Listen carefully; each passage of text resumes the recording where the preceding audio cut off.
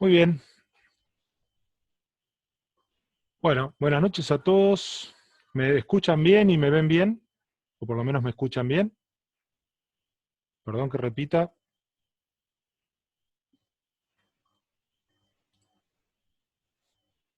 Sí, Perfecto. yo te escucho. Muy bien. Buenas noches a todos. Bienvenidos al segundo foro de SACBE.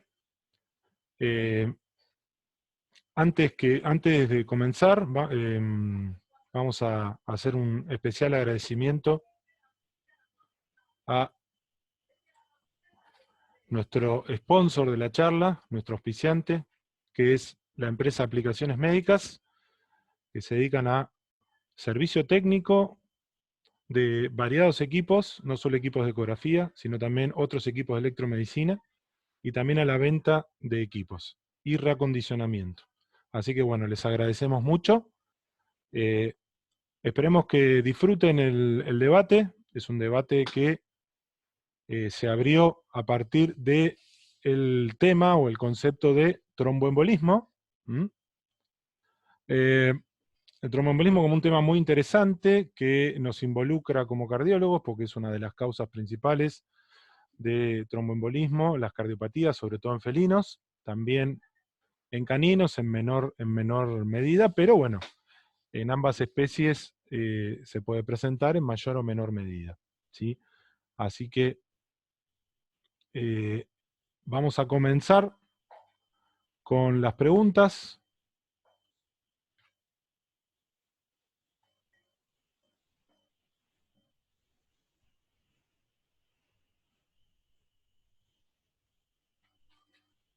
Bien,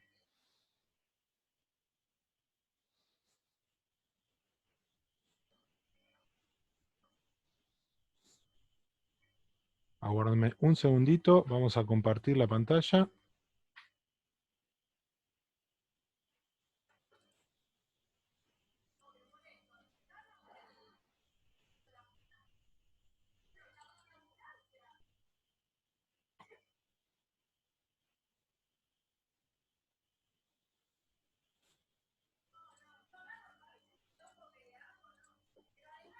Bien, aguárdenme un segundito que comparto la pantalla. Estoy teniendo problemas con la conexión. Ahí está. Muy bien.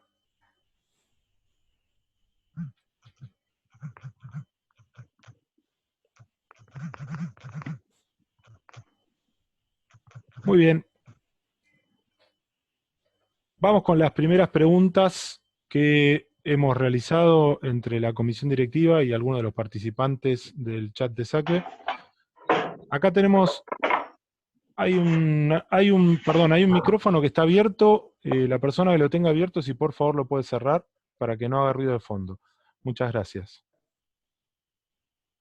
Acá tenemos entonces las dos primeras preguntas.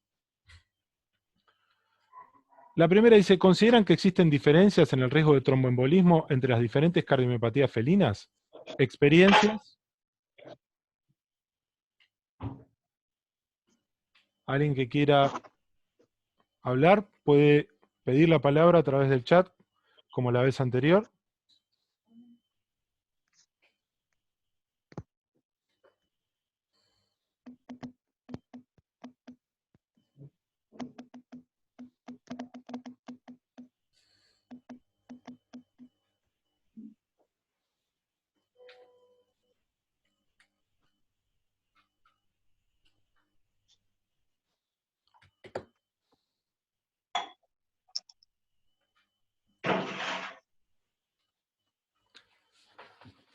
Estoy teniendo problemas para ver el chat, así que la persona que quiera comentar puede abrir el micrófono y pedir la palabra, por favor, no hay ningún problema. Y se presenta, por favor.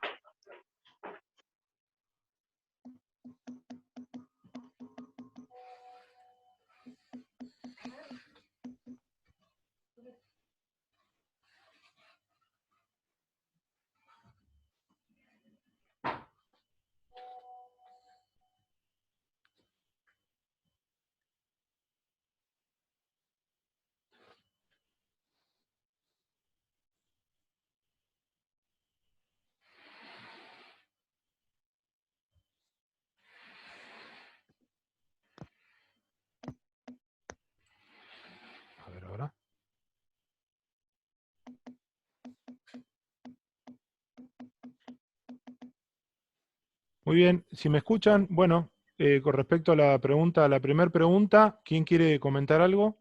¿Alguien que quiera solicitar la palabra?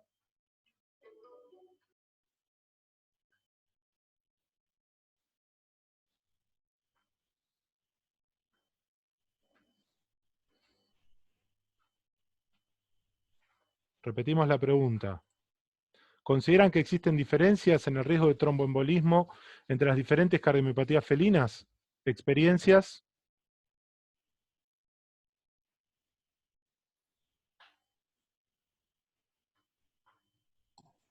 Hola Nacho, Hola, ¿cómo estás? Hablas con Nicolai, ¿cómo vas? ¿qué tal, Nicolai? ¿Cómo te va? ¿Todo bien? Bien, Qué contame. bueno. No, con respecto a la pregunta, yo creo que va a depender mucho de la casuística que tengamos. Por ejemplo, pues a mí me ha tocado más en hipertróficas, pero obviamente las he tenido también en dilatada, pero las dilatadas que he tenido en felinos han sido mucho menor que las hipertróficas. Ujú, De pronto sea algo más bien de estadística que se presente más o no. Obviamente, en mi caso se va a presentar más en hipertróficas, pero porque he tenido más casos de hipertróficas, creería yo. Sabiendo que cualquier dilatación del atrio y por las características que conocemos de la coagulabilidad de la sangre en felinos, pues obviamente cualquier atrio dilatado, independientemente cuál sea la causa, pues va a dar factibilidad para que se forme un trombo, ¿no? claro. Bueno, muchas gracias, Nicolai. ¿Alguien más que quiera comentar?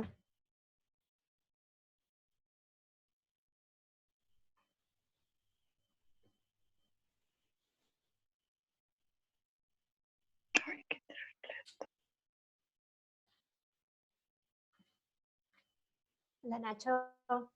Sí, hola.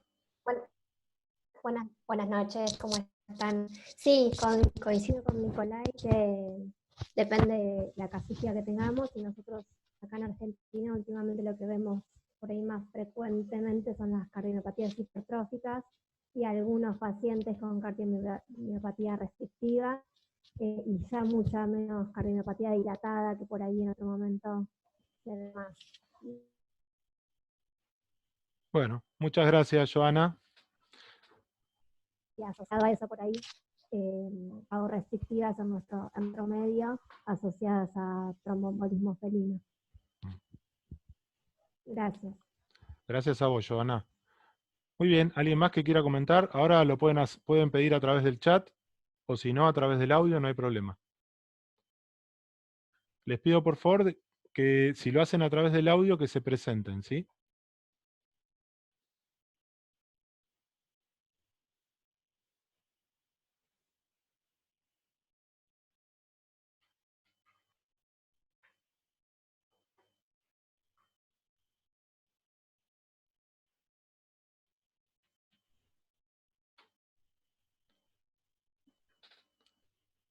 Bueno, muy bien. Vamos con la siguiente pregunta. Dice, ¿cuáles consideran que son a su entender y en función de su experiencia los predictores ecocardiográficos u otros de riesgo de tromboembolismo?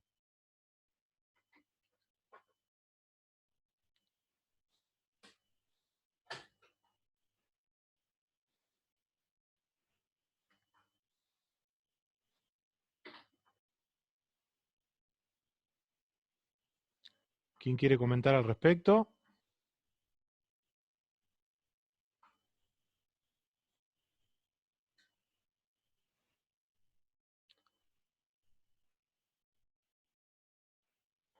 ¿Alguien levantó la mano?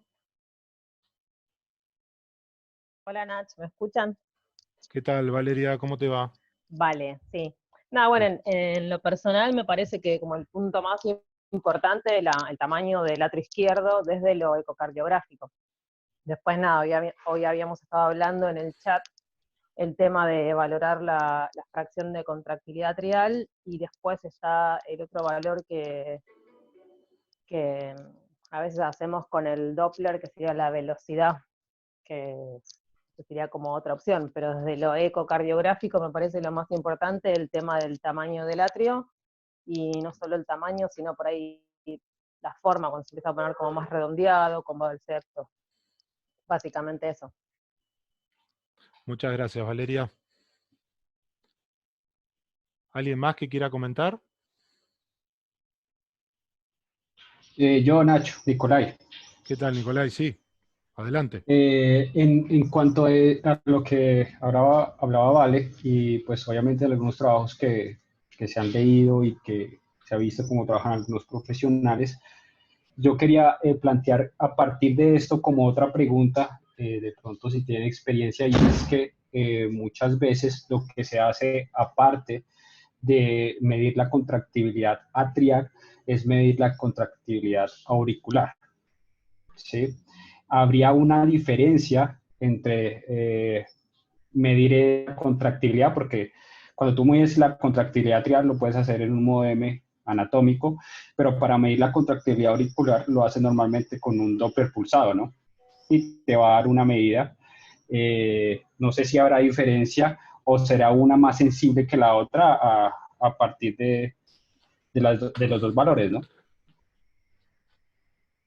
Claro, entiendo tu pregunta y algo se había referido recién Valeria, que son los dos métodos, digamos, que tienen aval, que están validados por lo menos en felinos, para predecir el riesgo de tromboembolismo.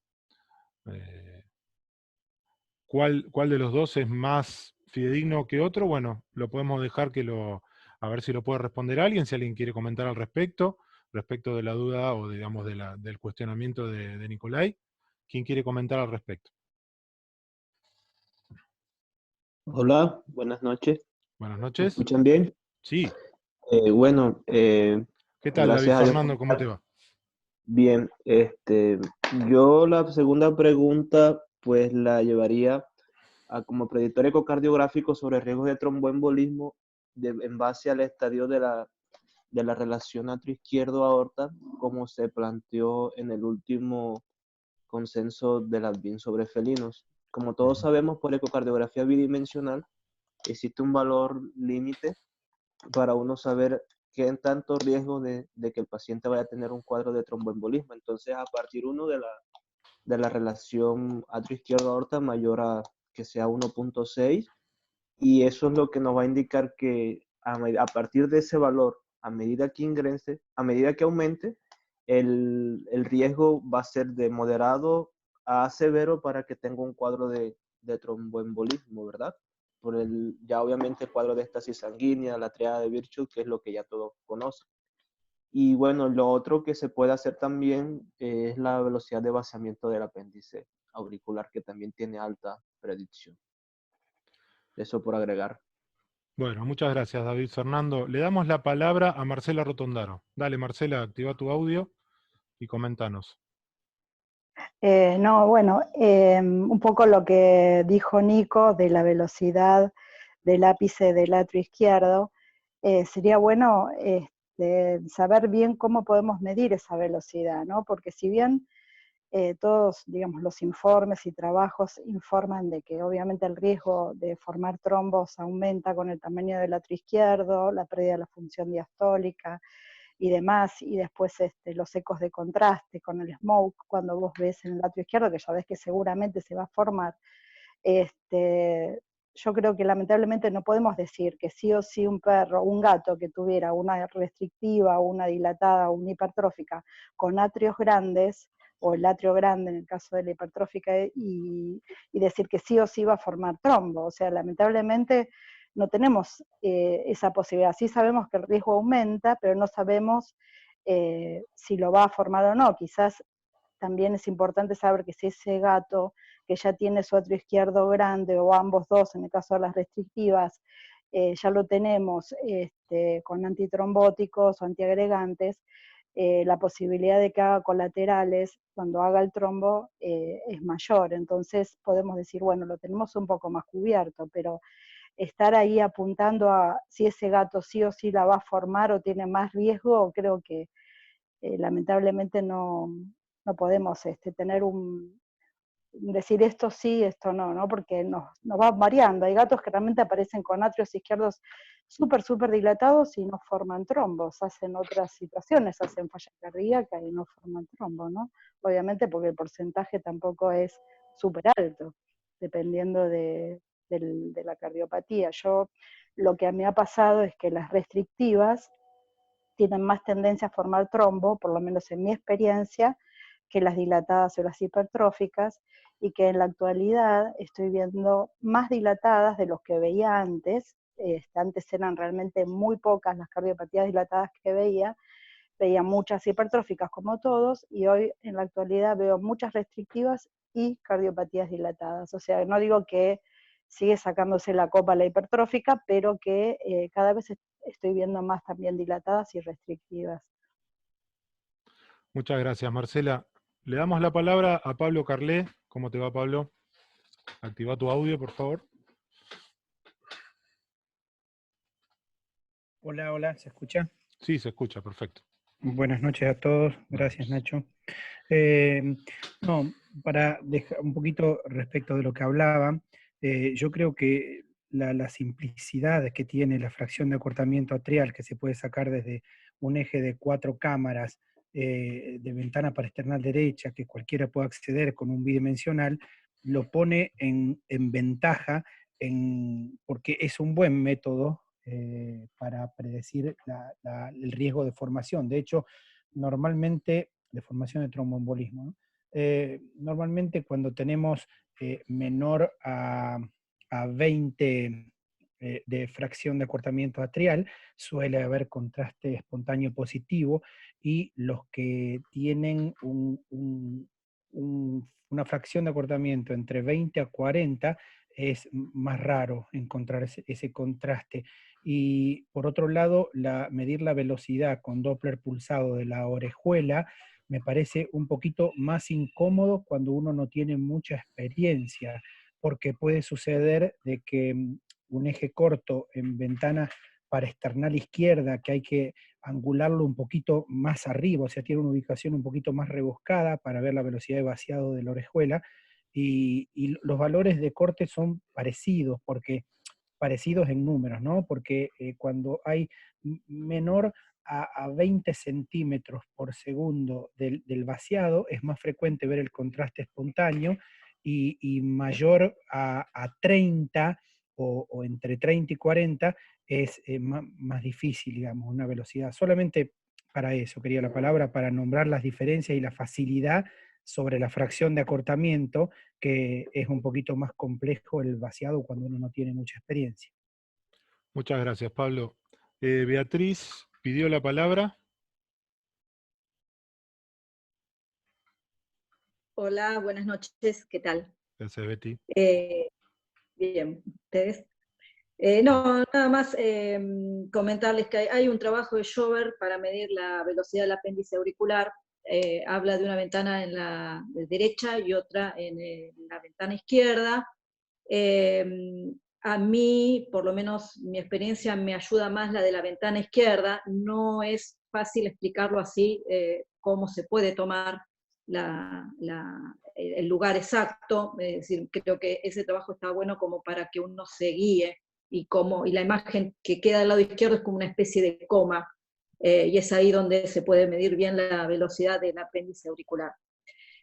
Con respecto a la fracción de acortamiento, no tengo mucha experiencia, he medido pocas, y me parece que lo que nos falta por lo menos es ver si hay una correlación entre los dos métodos distintos, y después correlacionarlo con la parte clínica, en cuanto a la probabilidad del tromboembolismo.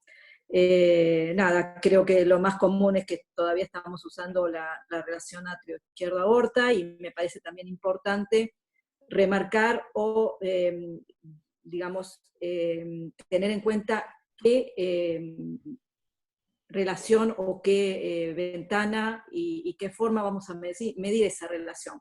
Porque si nosotros usamos una relación en un eje corto, no da exactamente igual a cuando hacemos en la ventana para external derecha un eje largo entre la aorta y el atrio izquierdo. Es decir, creo que también tendríamos que todos tratar de llegar a un acuerdo en medir igual, como para tener, digamos, valores de comparación entre uno y otro de nosotros.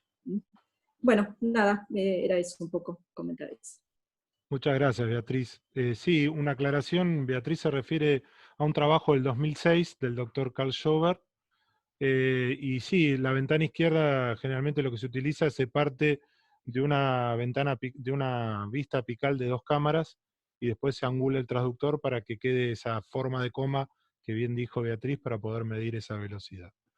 Le damos la palabra a Javier Barrios. Dale, Javi, abrí tu audio. Buenas noches a todos. ¿Me escuchás, Nacho, ahí? Sí, perfecto.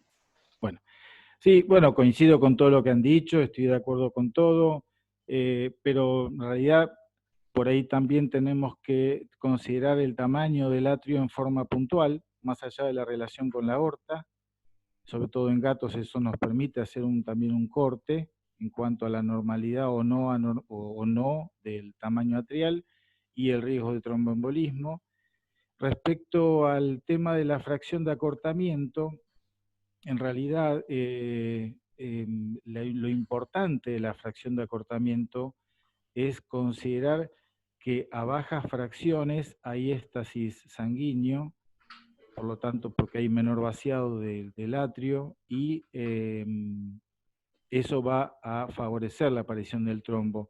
No sabemos, porque no hay trabajos en la correlación, como decía Beatriz, si hay más incidencia de trombos reales, pero sí tendríamos una mayor tendencia, no hay duda de eso.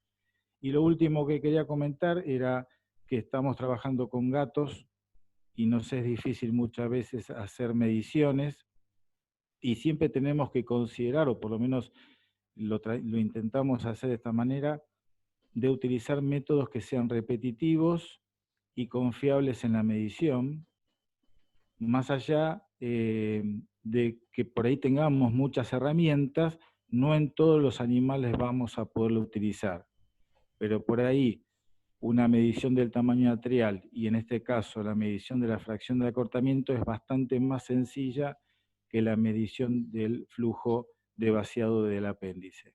Eso solo. Muchas gracias, Javier. ¿Alguien más que quiera comentar sobre esta pregunta? Los dejo pensar.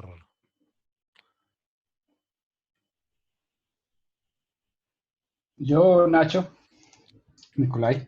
Sí, dale, Nicolai, cómo no.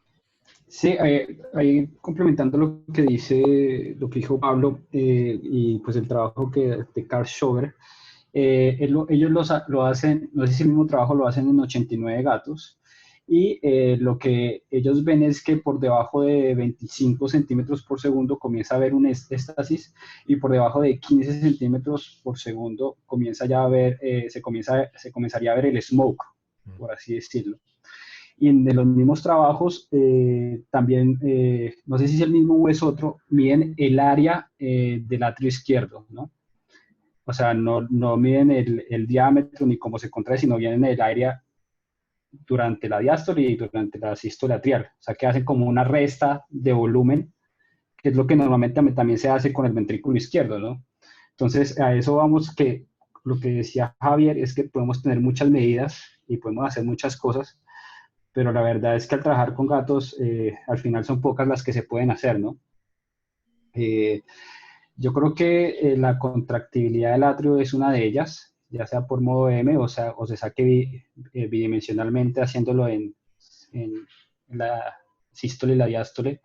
Y yo creo que con práctica la del el flujo Doppler, yo creo que también se podría sacar con cierta facilidad, como dice Betty, ¿no? Que ella ha hecho más esa que en realidad la de la contractibilidad, ¿no? Entonces yo creo que es cuestión más bien de práctica, pero obviamente con los gatos es complicado eso.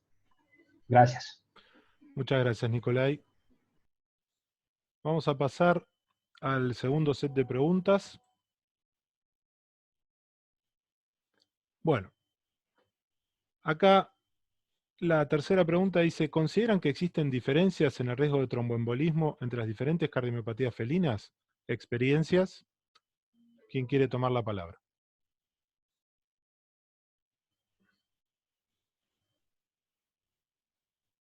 No, Nacho, esa es la que ya hablamos anteriormente. Ah, perdón, La discúlpame, siguiente diapo. no pasé. Gracias. A ver ahora sí. Bueno, la tercera entonces, experiencias con casos de tromboembolismo no cardiogénico en felinos y caninos.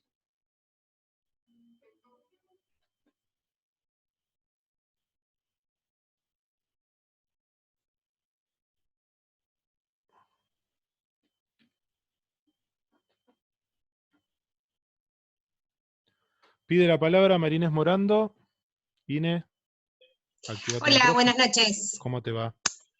Como piden experiencias, en un canino fue una experiencia media sospechosa. En realidad era una perrita golden, había tenido una cirugía de urgencia por piómetra, había entrado al quirófano séptica mal, en malas condiciones, y unos días después de la cirugía estuvo internada como 5 días o qué sé yo, la perra estaba decaída, estaba mal, y encontramos una formación en el tracto de salida del ventrículo derecho, justo muy cerquita de la válvula pulmonar. Tengo imágenes, después si quieren se las subo, y por la ecoestructura, por cómo se movía, por todo, asumimos que era un trombo. Ese paciente lo vimos juntas con Ana Inés Serias, la ecografista, y lo fuimos siguiendo, y fue como decir, bueno, ¿y cómo tratamos esto? Como si fuera un gato.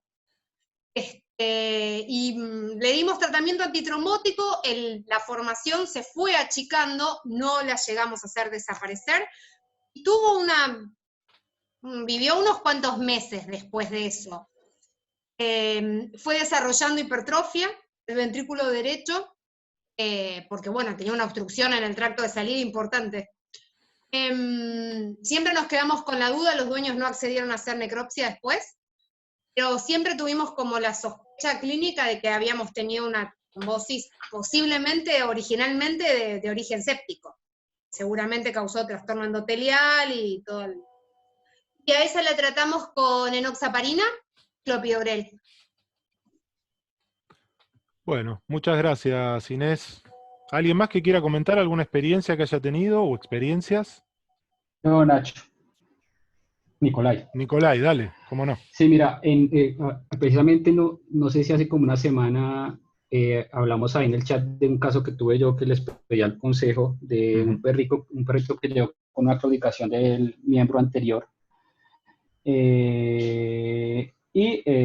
estaba ahí viendo otro paciente, me pidieron que lo viera porque sintieron que el miembro estaba frío. Efectivamente estaba frío, y lo que tenía el perro era una disminución de la propiocepción, no tenía temperatura, y al poner el Doppler pulsado, el miembro anterior de hecho no tenía pulso, estaba frío. Era un perrito que estaba lleno de tumores a nivel subcutáneo y muscular, un perrito obeso también, hipotiroideo. Entonces sospechaba de pronto por el hipotiroidismo o de pronto por los tumores, porque le hice ecocardiografía y estaba todo bien, se hizo el examen completo y estaba todo bien. El tratamiento fue el mismo que de Inés, fue enoxaparina y clopidogrel, y a los 3 días el perro estaba apoyando y el miembro ya tenía un poco de calor. A los 5 días el perro ya estaba caminando, y aunque no sentía yo el pulso con el Doppler, estaba ya caliente el miembro. Entonces, pues realmente fisiológicamente no sé qué pasó, pero el perro pues salió caminando y con el miembro caliente, y pues no se le sentía el pulso con el Doppler, ¿no? Pero ese fue el que tuve, que no fuera cardíaco, ¿no? Como hace poco. Muchas gracias, Nicolai. ¿Alguien más que quiera comentar?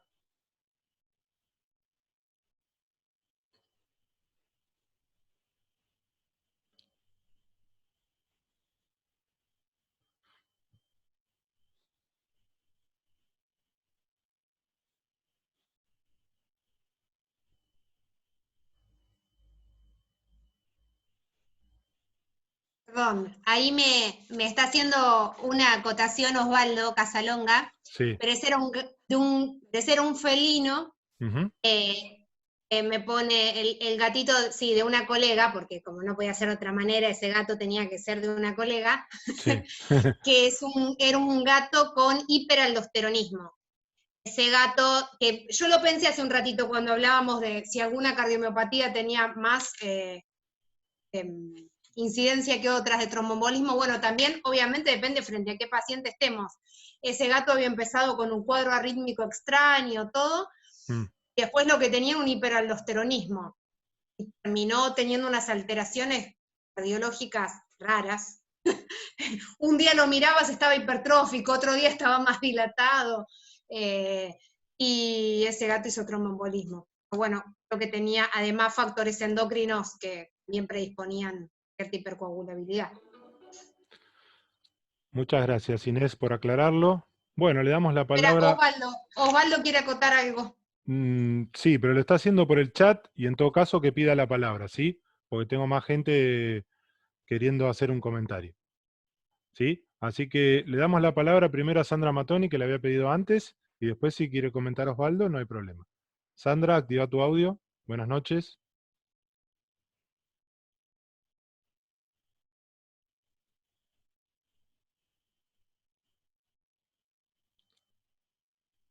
Sandra.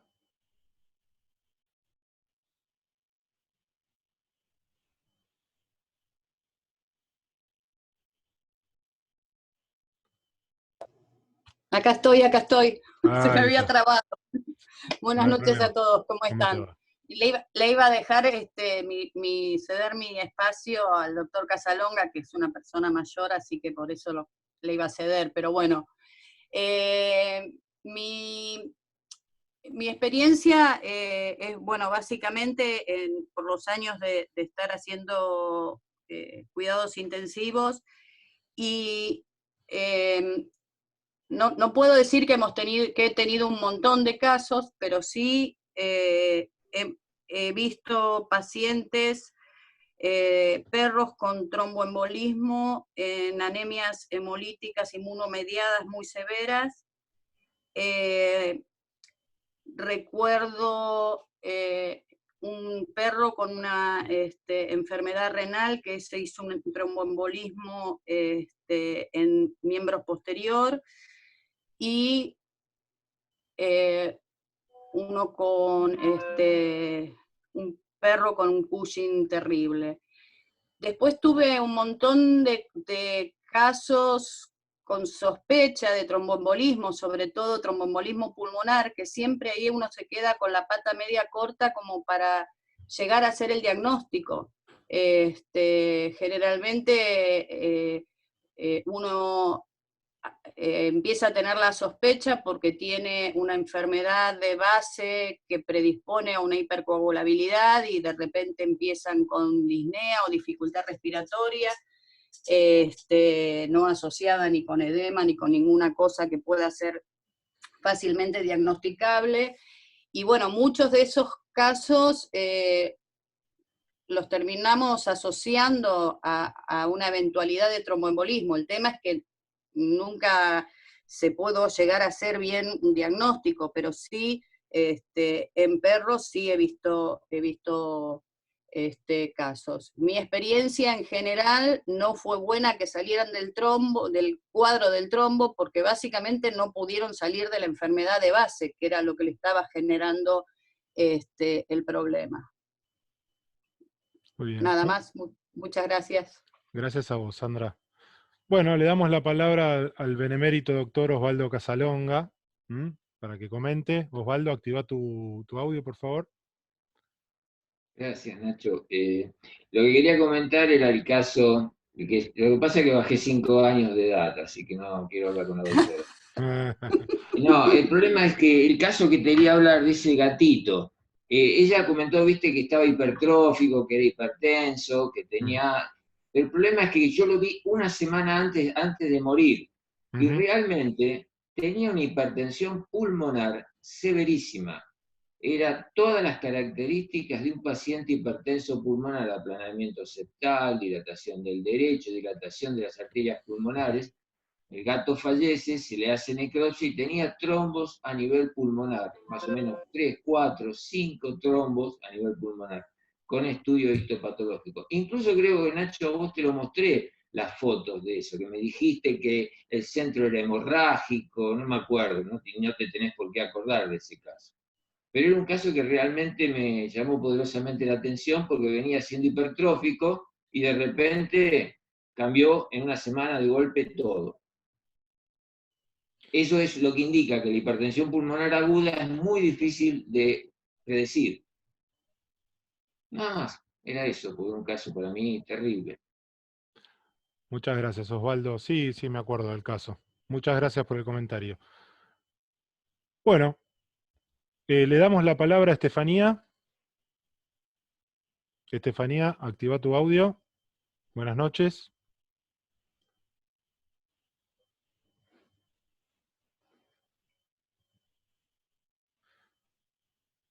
Hola. Hola, Estefi, ¿cómo te va? Ahí va, perdón, estaba trabado. Buenas noches, ¿cómo están? En realidad me gustaría hacer una repregunta sobre esta pregunta que estamos, sobre este tema. Me gustaría saber qué experiencia tienen de tromboembolismo en caninos por causas cardiogénicas. Sobre todo, porque en gatos sí, no necesitamos charlar al respecto, pero en caninos no tuve muchos tromboembolismos en caninos, pero la mayoría siempre encontramos otra causa, y de los pacientes cardiogénicos que tenemos caninos, yo no tuve por ahora ninguno que haya generado un tromboembolismo. Entonces, querría hacer un cambio en la pregunta, a ver experiencia del resto. Bueno, muchas gracias, Estefi. Bueno, ¿quién quiere responder la pregunta de Estefanía?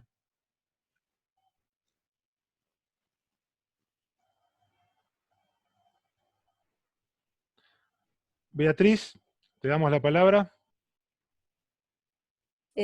Bueno, mira, la verdad que tromboembolismo cardiogénico en caninos, muy pocos. De los que yo recuerde, una caniche con una insuficiencia mitral crónica con atrios dilatadísimos y trombos enormes, que bueno, falleció poco tiempo. Y un perro de raza grande con una fibrilación atrial. Alguno que otro más, digamos, habré visto, pero en este momento no me acuerdo.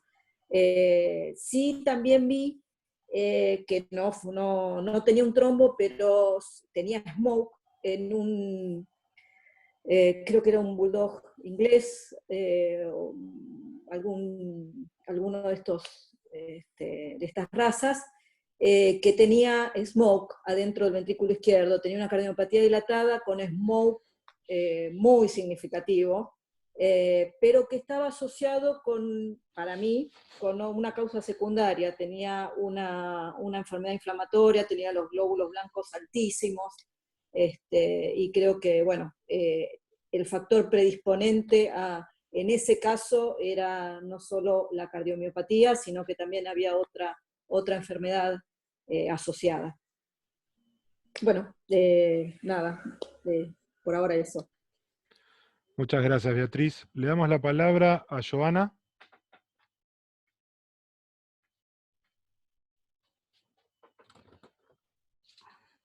Hola. Hola, Bueno, Joy. hoy Gus subió unas imágenes de un paciente con un posible trombo en la orejuela. Ese es un paciente que yo vengo siguiendo, que tiene una cardiopatía, una insuficiencia valvular súper severa, con un atrio izquierdo casi 3-1. Y la verdad es que de este perro, que yo lo vengo viendo como hace 1 año y medio, no tengo diagnóstico de otra patología de base, como para pensar en otro posible diagnóstico de trombosis. Así que no tengo mucha experiencia al respecto, pero bueno, este caso que mostró Gus hoy podría ser uno. Y después, con respecto al curative, al consenso que mandamos, el curative lo que dice, con respecto a patología, trombosis en los caninos y cardiopatía, que no hay mucha evidencia al respecto. Habla un poco de los Cavalier en particular, pero no por la cardiopatía, sino por ya su genética, la genética con respecto a la enfermedad mitral, y también a que puedan tener alteración endotelial, pero no en sí por la patología cardíaca, y en esa raza en particular. Eso, gracias. Joy, acá te pregunta Maca si era canino el paciente que mencionaste al principio. Sí, sí, es un Dachshund. Un tacho. Muy bien. Muchas gracias, Joy. Le damos la palabra a Pablo Carlé. Pablito. Sí, sí, no, solamente para aportar que en mi casuística, a lo largo de, no sé, de unos años, tuve 3 casos de tromboembolismo en caninos con ubicación en cámara atrial derecha, los tres fibrilando, y en 2 de ellos con desaparición en otro control y sin haber accedido al tratamiento con enoxaparina y desapareciendo y sin tener sintomatología, estos dos, de tromboembolismo pulmonar. Así que la verdad que un medio misterioso perder el seguimiento y después perder historia de los pacientes. Pero 3 caninos, los 3 fibrilación, los 3 con falla sistólica severa, insuficiencia cardíaca congestiva, ¿no? Así que bueno, nada, esa es mi experiencia. Muchas gracias, Pablo. Le damos la palabra a Maca, Macarena. Hola, ¿qué tal? Buenas ¿Cómo noches a andás? todos. Bien. Escuchen, tengo unas preguntas del doctor Balázs que no puede estar y que las mandó y me parece que se asocian un poco a esto que estamos hablando ahora. Él preguntó si en caninos con enfermedades predisponentes el resto hace tratamiento preventivo. Supongo que se estaba refiriendo a enfermedades no cardiogénicas, no sé, una anemia hemolítica autoinmune o distintos pacientes que puedan tener enfermedades predisponentes para la trombosis, si el resto hace tratamientos preventivos en estos casos o no. Quería incluirla. Yo creo, en mi experiencia en cuanto a pacientes, yo trabajo también en internación, pacientes internados, hacemos tratamiento preventivo en todo paciente que tenga enfermedades predisponentes, ya sea enfermedad perdedora de proteínas, glomerulopatía o enteropatía, etcétera. Así que nada, quería incluir la pregunta y de paso acotar eso. Gracias. Muchas gracias, Macarena. ¿Alguien que quiera responder en base a la pregunta que hizo el doctor Balázs? ¿La puedes repetir, Macarena? ¿Puede ser? Sí, si el resto tenía experiencia en hacer tratamientos preventivos de trombosis en caninos con enfermedades predisponentes. Él tenía como más experiencia en felinos, que después hizo otra pregunta de eso, pero en caninos quería saber. Bueno, alguien que quiera responder su experiencia, que quiera contar su experiencia.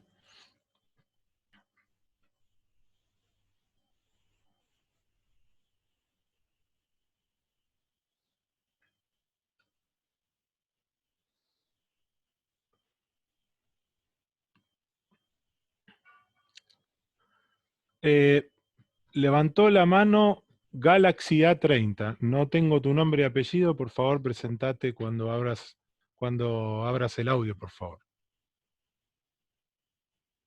Soy yo, Nacho, ¿me escuchás? Ahora te escucho. ¿Cómo andás, Marcela? Ajá, no sé por qué no estoy ahí en la No, lista. Bueno, si querés te podés renombrar, pero no hay problema.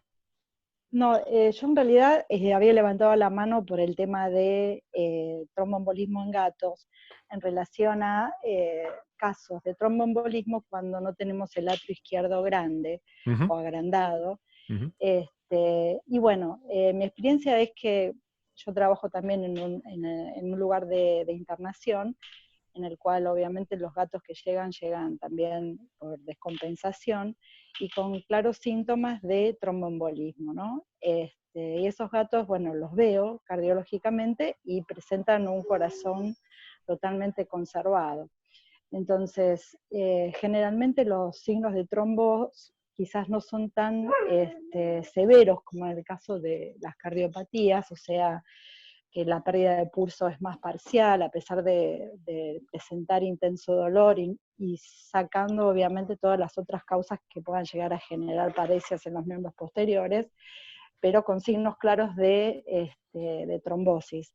Entonces, quizás yo comparto esto porque también uno se presenta la situación que dice, bueno, sí, si el 90% de los tromboembolismos en los gatos de miembros posteriores generalmente están relacionadas a aurículas izquierdas grandes, ya sabemos que generalmente lo apuntamos para ese lado. En mi experiencia a veces pasa que sí, obviamente, esos casos que también están descritos por tumores pulmonares o alteraciones de coagulación intravascular diseminada, pacientes que están terminales o obviamente internados, hacen estas trombosis y deberíamos también considerar y tenerlas en cuenta, ¿no? Bueno, muchas gracias, Marcela. Bueno, hacemos un breve intervalo para recordar y agradecer de vuelta a Aplicaciones Médicas, nuestro auspiciante en este foro de debate. Recuerden, Aplicaciones Médicas, servicio técnico y venta de equipos de electromedicina y obviamente de ecógrafos. Acá tenemos los datos, www.aplimed.com.ar, y pueden contactarse vía mail o por teléfono a info@aplimed.com.ar y al 011-4761-1089. Muchas gracias.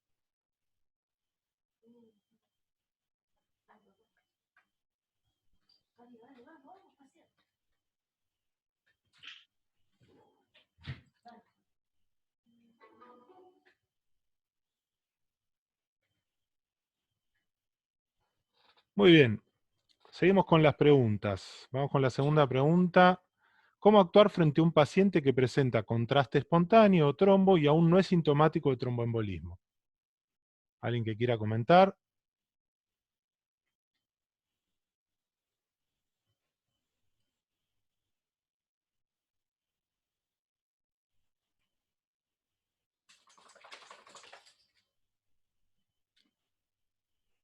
Bueno, le damos la palabra a Sandra Matoni. Sandrita. Sí, en realidad no era por esta pregunta, sino por la anterior que había preguntado Andrés Balás. Dale, ¿cómo no?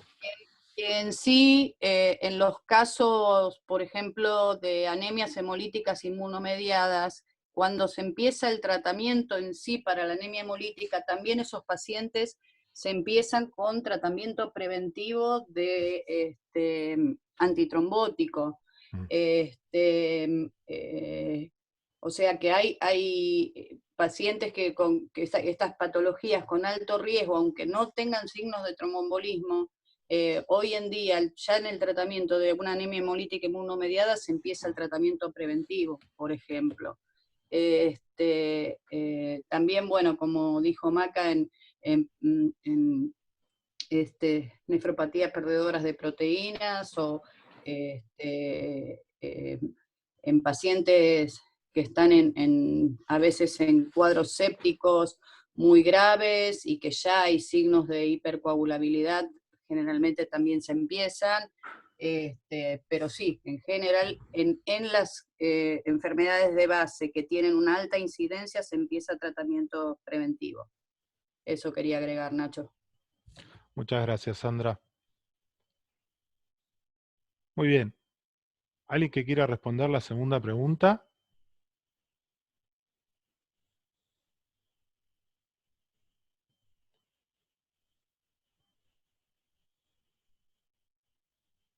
¿Se acuerdan cuál era la segunda pregunta? ¿Cómo hacemos o qué hacemos con un paciente que ya tiene signos ecocardiográficos de contraste espontáneo trombo, pero no presenta clínica de tromboembolismo?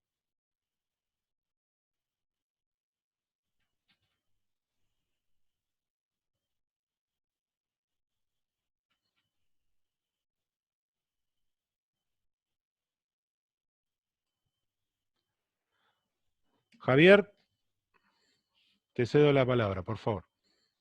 Gracias, Nacho. No, me quedo pendiente de lo anterior, que quería comentar algo, que por ahí quienes no hacemos internación, que no hacemos terapia, como cardiólogos clínicos, sobre todo en ciudades más grandes donde están bastante sectorizadas las especialidades, la verdad es que normalmente en animales con patologías que predisponen a tromboembolismo no cardiogénicas, no solemos indicar medicación antitrombótica, por ejemplo. O sea que nos pasa eso, es para tenerlo en cuenta, para abrir los ojos, considerarlo dentro del tratamiento en aquellos cardiópatas que puedan tener estas patologías. En mi caso no las tenía en cuenta, porque, vuelvo a repetir, está como muy sectorizado y quien tiene un problema de una anemia autoinmune lo maneja el clínico o lo maneja un hematólogo, entonces es como que uno queda un poco de lado en ese tratamiento. Después, respecto a lo de gatos, que me había quedado pendiente algo como factores predisponentes, los cuadros arrítmicos, que Pablo comentó lo de la trombosis que vio, los trombos que vio en atrio derecho por perros que estaban fibrilando, y nosotros también, o sea, la aparición de cuadros arrítmicos en un gato, aunque tengan tamaños de atrios normales, también predispone a la aparición de trombosis. Y última, la pregunta actual para contestar, no hay duda alguna que, por lo menos en mi caso, o en nuestro caso de los que trabajamos juntos, solemos indicarle tratamiento antitrombótico a aquellos pacientes felinos que muestren smog. Eso solo. Gracias. Muchas gracias, Javier. ¿Alguien más que quiera comentar sobre esa pregunta? Cuando vemos contraste espontáneo y o trombo en un paciente que todavía no presenta clínica de tromboembolismo, ¿qué hacemos? ¿O está indicado tratar?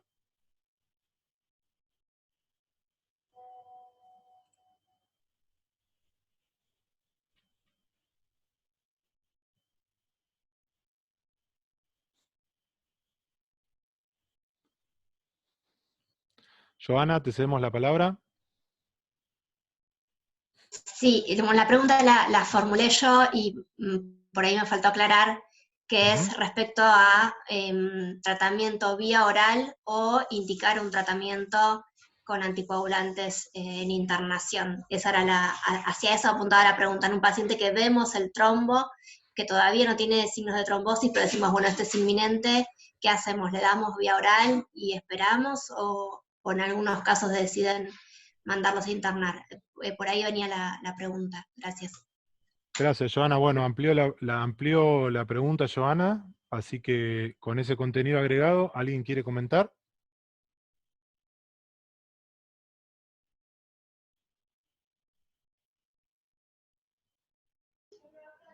Yo, Nacho. Muy bien, Nicolai. No, pues con respecto a eso, pues yo creo que primero, obviamente, como dice el doc Javier, todos estamos de acuerdo que hay que comenzar a tratar si vemos un atrio grande o obviamente con smoke. Dentro de eso, yo creo que una de las indicaciones, porque por ejemplo cuando yo hice la especialidad con ustedes, estábamos con lo que era la aspirina, ¿no? Y ahorita en la actualidad lo que se usa es el clopidogrel, porque pues ya hay varios estudios que dicen que es más efectivo y obviamente se da cada 24 horas a diferencia de la aspirina, ¿no?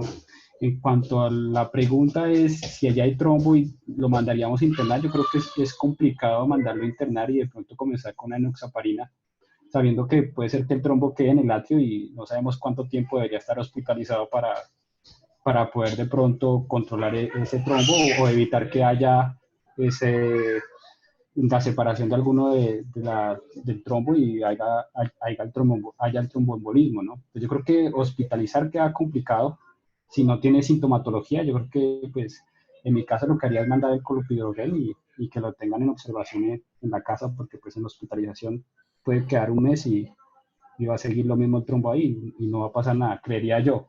No sé qué ustedes qué opinen. Muchas gracias, Nicolai. Bueno, ¿alguien que quiera opinar al respecto? Yo, Nacho. Muy bien, dale.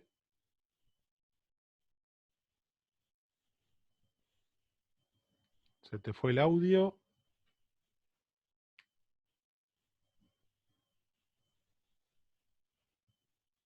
Dale, te damos la palabra. Sí. David Fernando, ahora se te escucha bien, dale. Bueno, el caso que pues tuve en cuanto a la instauración de tratamiento en el servicio fue un gato que ya edad avanzada, mestizo, y pues tenía 2 diagnósticos. Tenía síndrome urinario felino y pues había hecho una efusión pleural y se le diagnosticó una cardiomopatía dilatada. En este caso, pues la instauración del tratamiento, el gatico salió adelante, pero tenía la relación atrio-izquierda-aorta bastante aumentada. Y pues la experiencia que me quedó fue que en estos casos de los gatos habría que mirarlo como un todo, porque inicialmente, pues, ¿cuál de los dos medicamentos darle? Uno primero estaba la aspirina o estaba el clopidogrel, pero en este caso se optó por el clopidogrel porque ya tenía una falla renal, porque tenía varios días de tener dificultad para orinar, y bueno, se siguió tratando, respondió nuevamente a la suplementación con taurina, mejoró la contractilidad del ventrículo izquierdo y el gatito salió adelante. Eso para aportar. Gracias. Muchas gracias, David Fernando. Vamos a pasar al próximo set de preguntas, si les parece.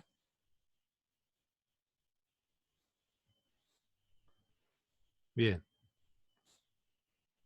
La quinta pregunta dice, si el tratamiento de la cardiopatía reduce el tamaño atrial, ¿deberíamos retirar el tratamiento antitrombótico? ¿Qué les parece? ¿Quién quiere comentar?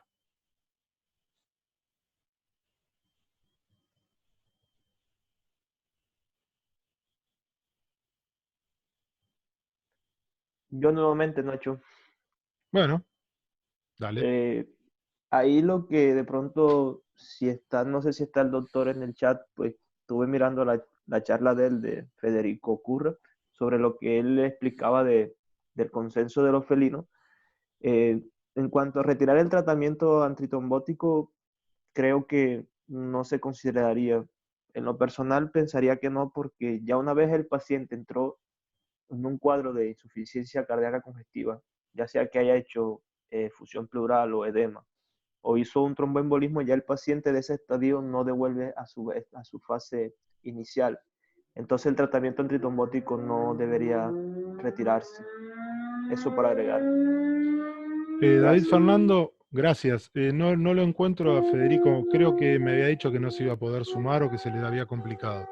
Así que por ahora no lo veo en el chat. Bueno, te pido por favor que cortes tu audio. David Fernando, por favor, corta tu audio. Gracias. Bueno, ¿quién quiere comentar al respecto?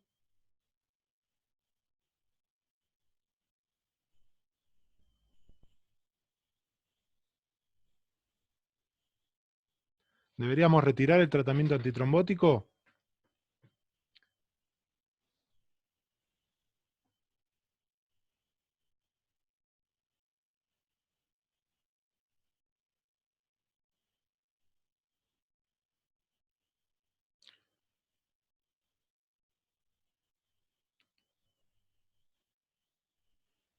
Bueno, sigamos con la próxima pregunta, o digamos, próximo concepto. Paciente que recibe terapia antitrombótica y debe ser sometido a cirugía. Toma decisiones, es decir, ¿qué hacemos? ¿Le sacamos? ¿Le dejamos el antitrombótico? ¿Qué es lo que hacemos? ¿Alguien que quiera comentar? Javier, te damos la palabra. Primero me preocupé por la sirena en lo de David. Sí. Pasó algo, dije. No, te quería comentar algo del caso anterior. En realidad, generalmente nosotros solemos sumar medicamentos y no quitarlos, ¿no? Es como que siempre es el temor de decir, lo quitamos y tenemos un problema, porque ante sobre todo la situación con la gente, le hicimos toda una introducción que tenían que dar un medicamento todos los días, con la dificultad y el amargor del clopidogrel, y de repente le decís, se lo retiramos, llega a hacer un tromboembolismo y agarrate, porque te hacen lo mínimo es un juicio, ¿no? Ahí tendremos que ir aprendiendo también a ver si en la medida, la verdad es que las reducciones de tamaño de atrio en gatos, si lo he tenido, han sido parciales, algo leve y no teorías como para llegar a tomar una decisión de quitar una medicación. Pero en todo caso ahí sí vuelve a incorporarse el tema del vaciado del apéndice y de la fracción de acortamiento atrial. Parece que estamos en la misma, pero creo que tendríamos que evaluar si, por ejemplo, con la incorporación de pimovendan en algunos gatos que tienen atrio grande, vuelven a recuperar un Frank Starling como para poder vaciar el tamaño, digamos, el contenido del atrio y no hacer éstasis, ¿no? Eso, la verdad que iremos aprendiendo en el tiempo. Gracias. Ahí algo acotó es nuestro amigo David. Sí, lo que era la alarma de los bomberos era, pobre. Muchas gracias, Javier.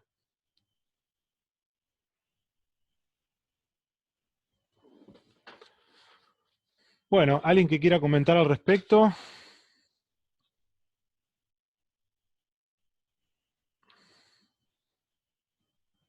Marcelo Echevarría, dale, te damos la palabra.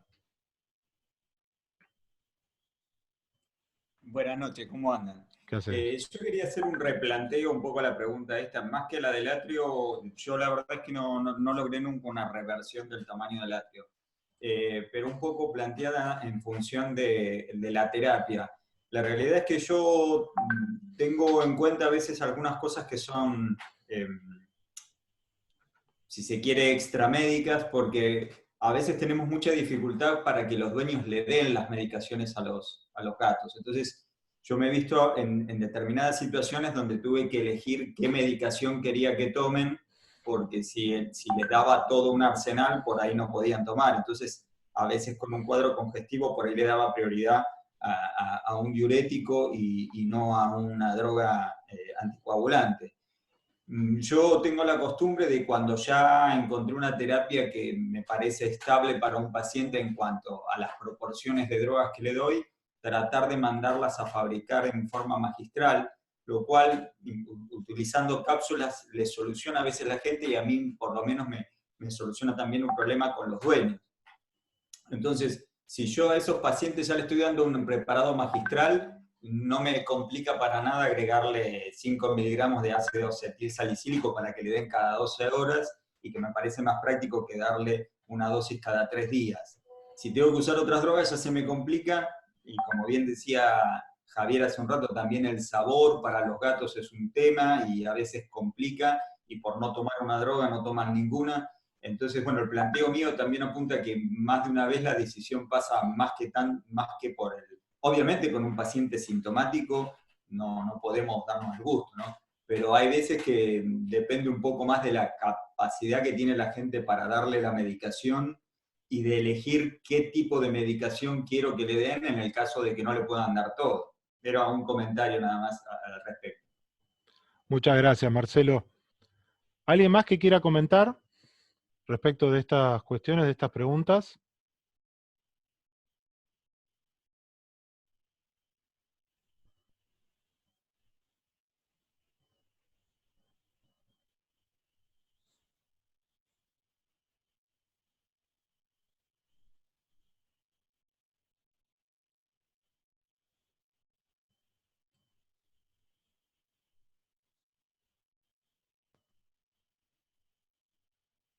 A ver, esta pregunta, acá tenemos...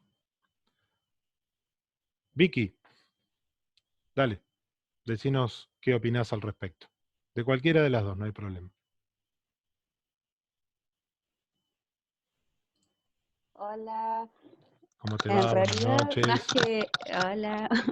En realidad, más que comentar, quería, viniendo al tema de si manteníamos o quitábamos, ¿sí?, el tratamiento antitrombótico, yo quería preguntar si en aquellas enfermedades, a Maca o a Sandra, en aquellas enfermedades que predisponen a las trombosis y que dan tratamiento antitrombótico, si lo continúan así como lo continúan al igual que nosotros continuamos en las cardiopatías con el clopidogrel o con la aspirina, ¿qué es lo que hacen ellas en realidad? Ya sé que no incumbe por ahí lo cardiológico, pero también si el tratamiento antitrombótico para esas enfermedades predisponentes se usa de forma crónica, o si lo retiran después de, no sé, un cuadro agudo, ¿sí? Bueno, eso, quería preguntarles a ellas, porque me quedó pendiente de la pregunta anterior y bueno, venía al caso. Muchas gracias, Vicky. Bueno, Sandra, ya que estamos... En realidad, mientras la causa que desencadena el riesgo de trombosis o la trombosis misma permanezca activa y el paciente la padezca, vos tenés que seguir con el tratamiento antitrombótico. Una vez que esté superada la crisis o salga de la enfermedad y la enfermedad ya no sea un problema eventualmente, se puede discontinuar. pero mientras la causa subyacente esté, se tiene que seguir. Esa es mi experiencia o lo que yo creo, ¿no? Muchas gracias, Sandra. Macarena, ¿qué tenés para opinar al respecto? Que también te había preguntado a vos. Vicky. Hola. Sí, opino como San.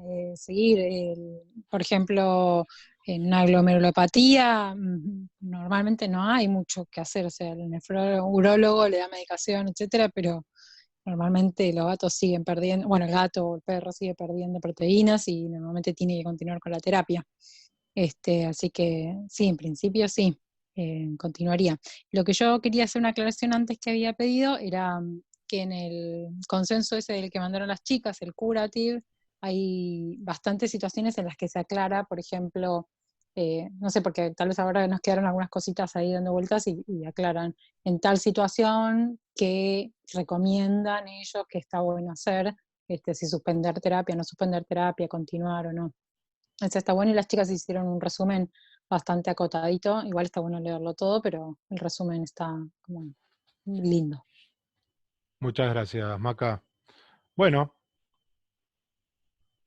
¿alguien más que quiera comentar? Si no, pasamos al próximo grupo de preguntas. Javier. Me sumo a lo de Vicky que preguntó antes, preguntarle a Osvaldo y a Marcelo, que además de cardiología hacen anestesio, si ellos tienen algún manejo en particular de los gatos con anticoagulantes que tengan que ser operados. Eso nos serviría para a ver si ellos tienen experiencia en eso. Gracias. Bueno, Osvaldo, Marcelo, el que quiera comentar.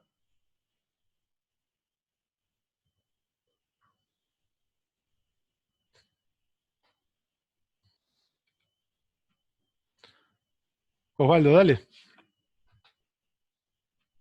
Bien, la verdad que cuando tenemos que anestesiar a un paciente que está tomando clopidogrel, no es algo muy bueno. Ese paciente que murió de tromboembolismo que te contaron, lo anestesié 2 veces y con anticipación, 1 año antes, 6 meses antes, pero nunca suspendí la terapia para antitrombótica. Pero a veces la bibliografía recomienda suspenderla, pero depende de qué tipo de terapia. Si estamos con enoxaparina, ya estamos en un caso muy severo, tendría que estar catalogado dentro de anestesia como una emergencia anestésica. Entonces ya ahí cambia todo. Bueno, muchas gracias, Osvaldo. No sé, Marcelo, ¿qué opinás? A ver, Marce. Yo voy a citar para poner en contexto una frase de un ex socio de la doctora Mattioni. Yo con los tromboembolismos tengo poca experiencia y 100% de eficacia, no se salvó ninguno. Con lo cual, ya con eso tenés una idea. Yo la verdad es que no recuerdo haber dormido ningún paciente que haya tenido, ningún felino que haya tenido tratamiento con antitrombóticos, y me imagino porque generalmente son estadios muy avanzados y no se les da un apto para cirugía. Sí tuvimos alguna vez la discusión y digamos, lo que llegamos a la conclusión que tal vez lo más lógico sería suspender el antitrombótico, y también se nos planteó el tema de, suponiendo que tenga un tratamiento crónico, ¿cuál sería el plazo de tiempo adecuado de suspensión? Con lo cual me parece que es conflictivo, pero sinceramente no tengo experiencia con eso. Bueno, muchas gracias, Marcelo. Vamos a seguir con el siguiente set de preguntas. Acá dice, este concepto dice tratamiento de emergencia o internación del tromboembolismo arterial. Algo ya estuvimos hablando, pero bueno, podemos profundizar un poco más del tema. ¿Quién quiere tomar la palabra?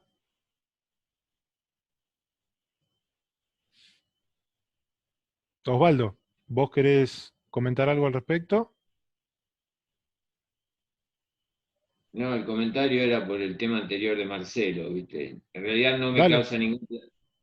no me causaba ningún placer dormir esos pacientes, pero había algo que hacer con esos pacientes porque no había otra opción. Pero en ningún momento traté de suspender la terapia antitrombótica. Muchas gracias, Osvaldo. Bueno. Dale, Sandra.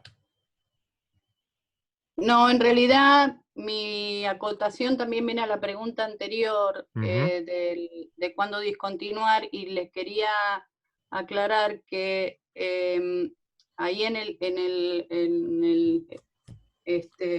los papers del Curative hay toda una disquisición muy fina y detallada de según la patología o según el riesgo de trombosis, si es alto, si es bajo, y según el tipo de droga que esté tomando ante una cirugía o un tratamiento invasivo que se tenga que hacer. Ahí sugieren cómo discontinuarlo, si discontinuarlo, cuántos días antes. Así que hay toda, en el trabajo ese, si a los que les interesa, está todo muy aclarado. Eso quería aclarar nada más, Nacho. Muchas gracias, Sandra. Sí, para los que no lo hayan leído, esta es una acotación mía. Realmente el trabajo ese debería considerarse una joya. Es largo, no es para leer todo de corrido. Tiene unos 5 o 6 capítulos, creo que son 5, si no son más, pero la verdad que vale la pena leerlo porque es un consenso muy, muy completo, que además reúne niveles de evidencia respecto de cada uno de los que serían los capítulos o los temas que trata cada capítulo, y es muy interesante de leer. Así que es un consenso relativamente nuevo, creo que es 2018, 2019, y bueno, la verdad que vale la pena. Y en base a ese consenso Curative, un poco también salió este debate y esta charla. Marcelo, dale. Querías Sí, hablar. quería hacer un comentario. Yo la realidad es que, como les decía recién, nunca tuve la necesidad de hacer de enfrentar este desafío de hacer un paciente con un antitrombótico. Pero mientras hacían la pregunta y el comentario, Sandra, me acordé, yo en un momento trabajaba con porcinos, donde se hacían trabajos de intervencionismo, y era muy notorio cómo los doctores que trabajaban en medicina humana se quejaban de lo rápido que coagulaban, por ejemplo, los humanos respecto de los porcinos. Y yo creo que algo por el estilo pasa con respecto a especies como caninos y felinos. O sea, ellos están acostumbrados a hacer dosis más altas, y durante el procedimiento había un aparatito que medía la cantidad que le tenían que dar de heparina, en ese caso se usaban, y se trabajaba mucho en combinación de heparina y protrombina para ir revertiendo los cuadros.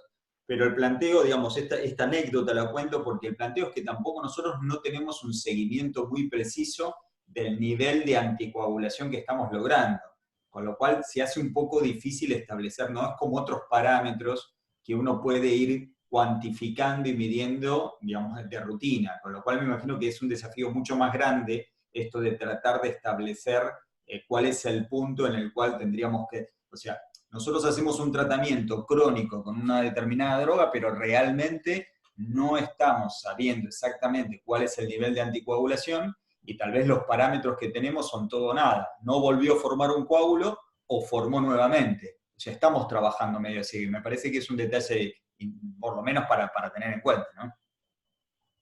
Muchas gracias, Marcelo. ¿Alguien más que quiera comentar respecto a lo anterior o lo que sigue ahora? Tratamiento de emergencia o bajo internación del tromboembolismo arterial.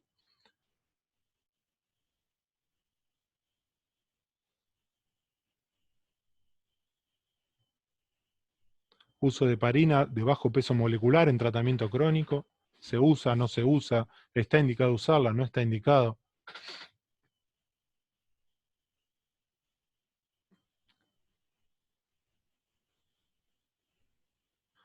Sí, acá dice Marinés, de hecho en humanos tratados con warfarínico se hacen controles en sangre seguidos, sí, eso es verdad lo que dice, se mide el RIN y se hacen controles con TP y KPTT, que también en la bibliografía, y esto perdón es una acotación mía, se indican como controles del efecto de los anticoagulantes y de los antitrombóticos, sobre todo de los anticoagulantes. ¿Mm? Macarena, decime. Perdón. Con respecto al tratamiento de emergencia Ujú. Y de las heparinas de bajo peso molecular, bueno, yo lo que tenía entendido y lo que por lo menos leí varias veces es que la heparina sódica tiene como una absorción un poco errática, no se sabe exactamente cuánto se absorbe aplicada de manera subcutánea, etcétera, y nosotros no tenemos esas mediciones de laboratorio de andar midiendo no sé, el RIN o alguna otra medición como para ver qué efecto tenemos. En cambio, hubo varios trabajos en los que sí, con las heparinas de bajo peso molecular se genera, o sea, tiene que ver la dosis que yo le doy con el efecto que yo quiero generar, entonces está bueno usarlo. Yo por lo menos, o nosotros por lo menos, yo trabajo en UCICOP, usamos el tratamiento, bueno, lo que sabemos un poco todos, ¿no? Tratar el dolor y tratar de instaurar cuanto antes el tratamiento con enoxaparina y clopidogrel en caso de los gatos. Y bueno, obviamente que la tasa de mortalidad es alta porque son pacientes que llegan con cardiopatías terminales, pero entre todo hay algunos que otros que salen adelante. Contados con los dedos de una mano, pero algunos lo hacen. Eso. Muchas gracias, Maca. Yo quería acotar respecto de lo que es la heparina. Nosotros las heparinas tenemos básicamente dos tipos, las de bajo peso molecular y las no fraccionadas, que son la heparina sódica y la heparina cálcica, que son las que se suelen utilizar de rutina. La diferencia radica básicamente en las moléculas. Las heparinas cálcica y sódica, el fraccionamiento de las moléculas es muy desparejo, como bien había dicho Maca. Entonces el efecto sobre el sustrato al cual inhiben o anticoagulan es muy variable. Entonces eso hace que el efecto sea impredecible. Las heparinas de bajo peso molecular están fraccionadas más o menos en la diferencia entre una molécula y otra es inferior al 5%. Entonces eso hace que su efecto y su poder de unión a digamos, a la molécula que tienen que inhibir, ¿sí?, sea muchísimo más predecible. Esa sería la diferencia molecular y de efecto de acción entre las heparinas no fraccionadas y las heparinas fraccionadas o de bajo peso molecular. ¿Mm? Así que bueno, ¿quién más quiere comentar? Marínez Morando, dale. Nada más agregar una cosa, lo deben haber leído todos, el trabajo de tromboembolismo, que es un review de Virginia Luis Fuentes, que es del 2014, que es como, a mí es como la sagrada Biblia del tromboembolismo, sí, desde el punto de vista clínico.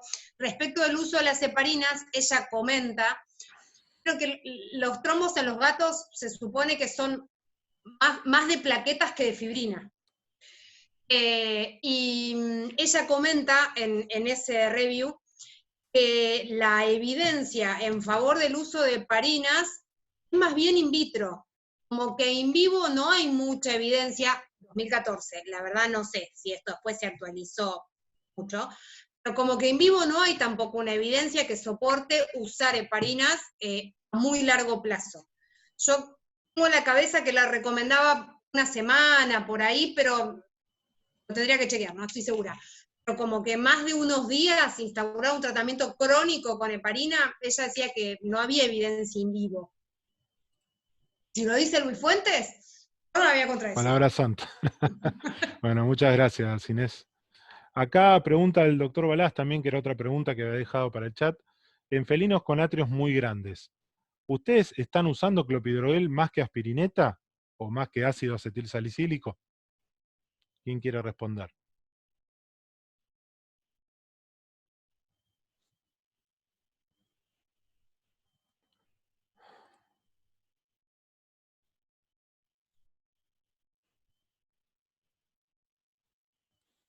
¿Alguien que quiera responder?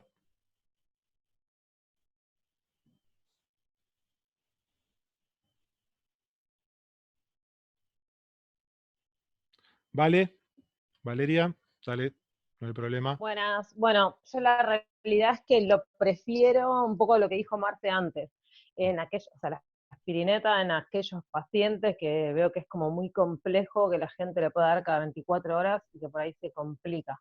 Sería como la única opción que le veo desfavorable, y que por ahí ya tienen como mucha polifarmacia, siempre que no tenga algún problema renal, ¿no es cierto? Pero en ese caso puntual, por ahí la prefiero. Muchas gracias. Vale, bueno, ¿alguien que quiera comentar al respecto?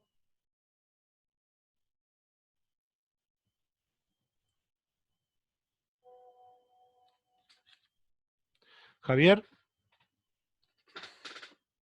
Sí, sumándome a lo que dijo Vale, es una realidad. O sea, un par de temas en esto. Ya durante muchos años lo que teníamos disponible era la aspirina, ¿no? Lo usábamos cada 72 horas, era lo habitual. Y la verdad es que alta incidencia de tromboembolismos en aquellos que estaban recibiendo aspirina no teníamos.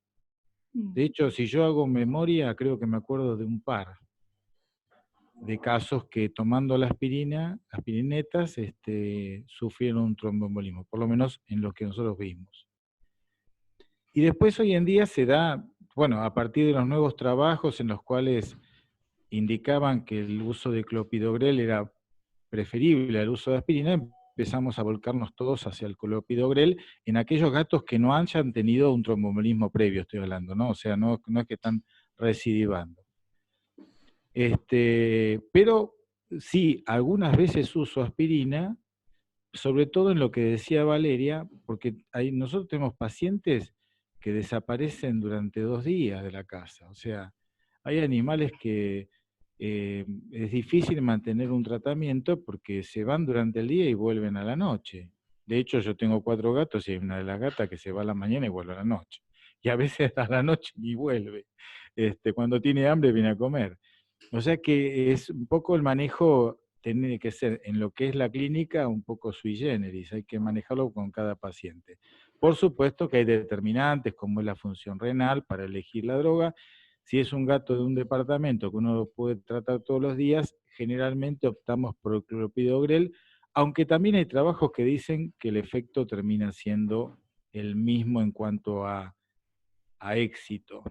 Pero bueno, como que tiré un poco de todo, pero es lo que vivimos antes y lo que vivimos hoy en día. Gracias. Gracias a vos, Javier. Vicky, Victoria Almagro, ¿querías comentar algo? Básicamente que coincido con Vanina y con Javier también. Yo realmente uso el clopidogrel desde que empezamos a usarlo. La verdad es que me parecía que había más intolerancia al gusto con la aspirineta y empecé a ver intolerancia con el clopidogrel recién en el último año y medio. Antes no tenía tantos conflictos con el clopidogrel. Y bueno, la verdad que me parece que sí había mejores resultados con el clopidogrel. Ahora tengo más problemas por el tema del gusto y todavía no empecé a usar ¿cómo se dice? Las las cápsulas, pero bueno, me voy a poner a punto con ese tema porque me parece una re buena idea.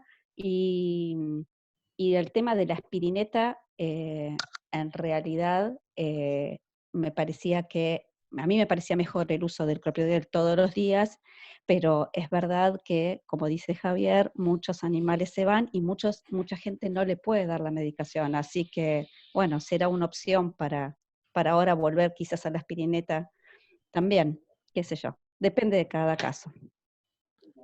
Muchas gracias, Vicky. Sandra, ¿querías comentar algo?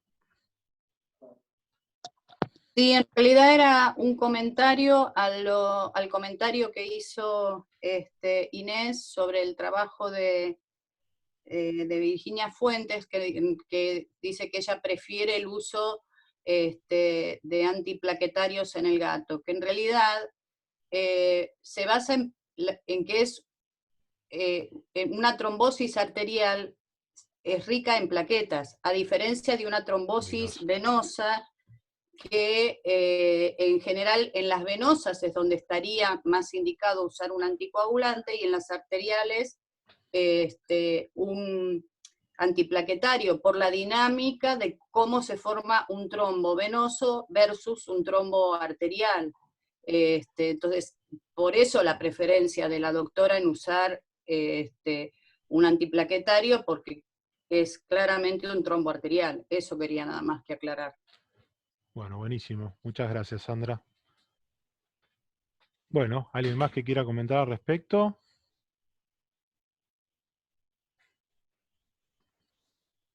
Respecto de las preguntas que tenemos en pantalla, tratamiento de emergencia, internación del TEA, uso de heparina de bajo peso molecular en tratamiento crónico.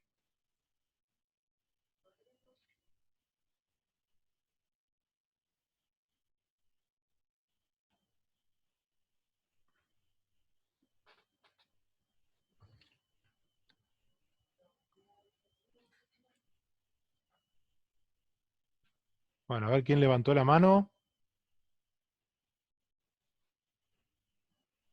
Vicky, dale.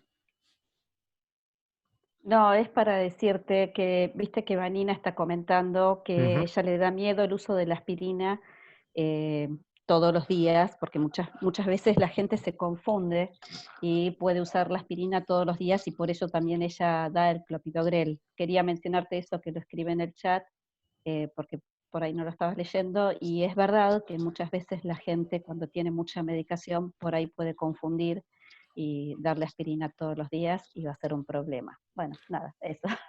Sí, tenés razón, Que Vicky, me es parece verdad. importante. No, es totalmente importante y tenés razón, es verdad que de repente le das medicación diaria versus uno cada 3 días y la gente muchas veces se confunde.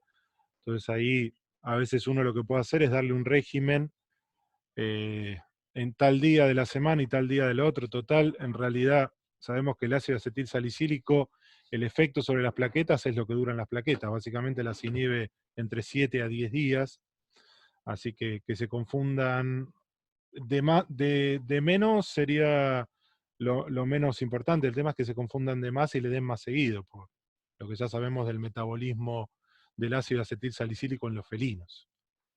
Sí, básicamente Mm. tanta medicación también, toda la repercusión que tenga sobre la función renal y sobre la alimentación, o que dejen de comer, y bueno, todo eso. Exactamente. Bueno. Bueno, muchas gracias, Vicky. ¿Alguien más? ¿Otro que haya levantado la mano y quiera comentar? Creo que Marcela. ¿Marcela habías levantado la mano? Marcela Sí, Rotondaro. acá estoy. Dale, Estoy Marce. acá. ¿Me ¿Cómo andás? escuchás? Sí, te escucho bien. Sí, yo quería un poquito hacer una aclaración y compartir con ustedes el tema del pronóstico de los gatos que presentan el tromboembolismo, porque generalmente lo que pasa es que, bueno, todos sabemos la evolución de sus primeras 24 horas con intenso dolor, etcétera, etcétera, y la gente como que ya, y el veterinario, enfoca a una eutanasia, ¿no? O sea que sí o sí ese gato no va a salir o tiene muchas posibilidades de recidivar ese trombo, entonces como que le queda nada, digamos, de vida. Entonces, bueno, sí, obviamente que si uno no quiere que pase por todo eso, bueno, le va a recomendar la eutanasia. Pero lo que quiero decir es que en mi caso particular y en mi experiencia, he tenido gatos que han tenido tromboembolismos en miembro posterior, uno solo, en un solo miembro, con una cardiopatía también severa, y con el tratamiento obviamente del tromboembolismo ese gato repuntó y hizo con su pata lo que pudo, obviamente quedó como seca la pata, y ha tenido un pronóstico, creo que me ha bebido como 7, 8 meses ese gato con su medicación de la cardiopatía y no recidivó esos trombos.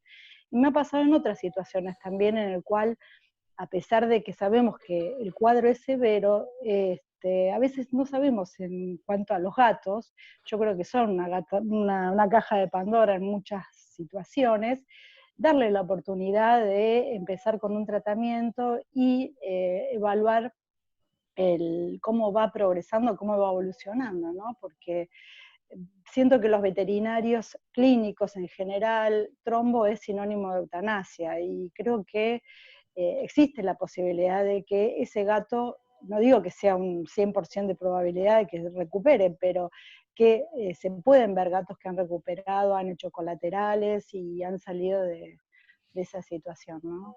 Entonces creo que el primer cuidado, lo que es, digamos, cuando hacen su etapa aguda, en el cual tenemos que obviamente manejar el dolor, la hipotermia en el gato, que dejen de comer, como decía Vicky, porque el dolor los bloquea, hacer kinesioterapia, fisioterapia, darle toda la medicación de soporte, más toda su medicación para la insuficiencia cardíaca.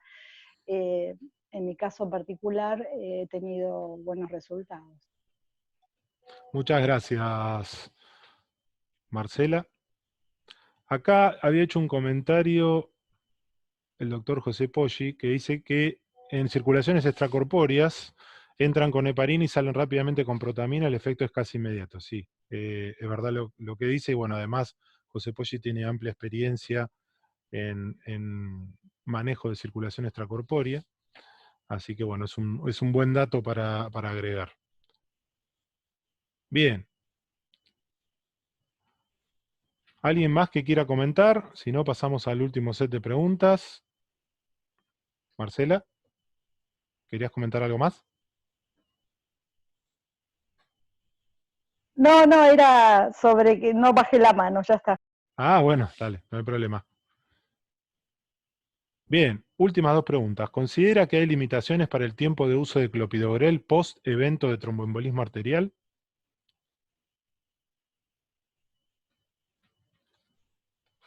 Y la segunda, o la última, uso de terapia trombolítica. Experiencias.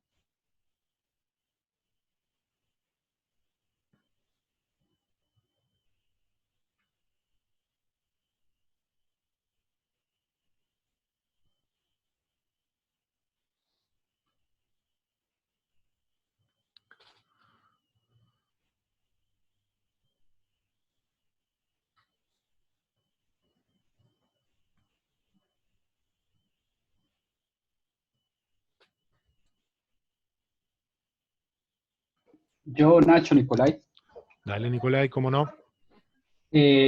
No, pues yo creo que tiene que ver también mucho con lo que decía la doc Marcela ahorita, y es que obviamente hay que darles una oportunidad, pero lo que pasa es que muchas veces esos gatos a nosotros nos llegan después de 48 horas, 72 horas, en que los miembros ya están fríos, en que la verdad hay muy poco por hacer, y obviamente que uno va a tratar de hacer lo mejor posible, pero pues ya con 72 horas el pronóstico es malísimo y pues la mayoría terminan en eutanasia.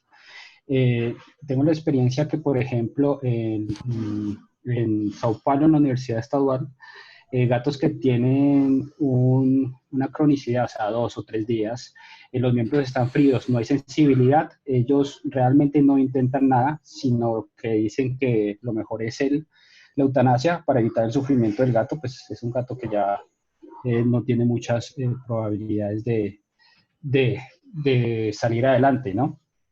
Con respecto a eso, obviamente, independiente de cómo nos llegue a nosotros, yo creo que entre más tiempo, pues el uso del clopidogrel pues, se va a hacer más difícil, pero recordar que el clopidogrel lo que nos va a hacer es que va a evitar que se forme más, ¿no? Ya con el trombo hecho ya no va a ser mucho. Entonces, yo creo que va a depender de todos modos de la experiencia de cada uno y lo que cada uno quiera, como por decirlo así, pelear por ese gato, ¿no?